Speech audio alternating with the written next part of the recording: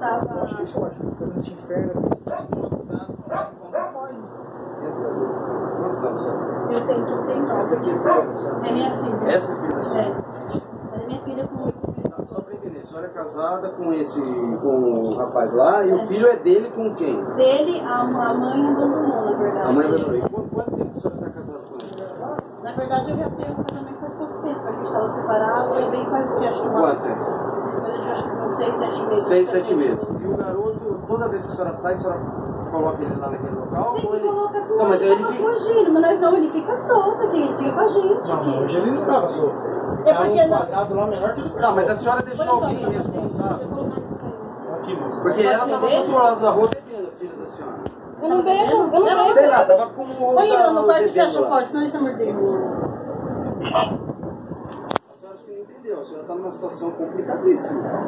A senhora vai presa em flagrante. A senhora tem advogado? A senhora acha certo que é assim que trata uma criança com problema? Não. Correntado dentro de uma Não é lata. possível, né? Num quadrado de 40 por 40 debaixo de uma telha brasilite. Não é possível. Exposto ao sol. De 1,5 m de altura. A senhora tem que procurar os meios. Vamos supor, eu não tenho dinheiro para cuidar, eu vou procurar uma clínica da prefeitura do estado que vai fazer isso por mim. A senhora está entendendo? Porque a senhora está sendo cúmplice. Eu não sei, cada um fala uma coisa. Um fala que é ele que põe, o outro fala que é a senhora. Na E a senhora fala... verdade, eu sim, que nem eu mesma não... A senhora lavou as mãos, a verdade é essa. Falou assim, eu não quero saber, eu não vou cuidar e vou deixar lá. Não, na verdade, nem eu lavei as mãos, porque assim, na verdade, ele sempre tudo só pra Ele mim. tem medicamento de uso contínuo? Na verdade, A senhora não dá nada para ele, não tem nem não, água. mas senhora. eles não... Na verdade, ele já tinha parado já, o lá do CAPS, ele tava tomando...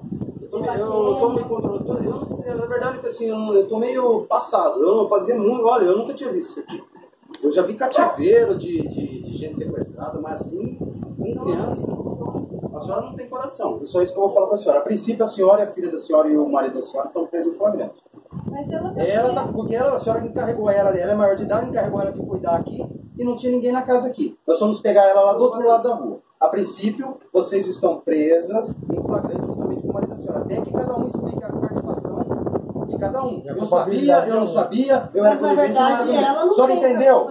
Pela polícia militar, a senhora está presa em flagrante. Se a senhora quiser arrumar um advogado, a senhora pode arrumar um advogado. Porque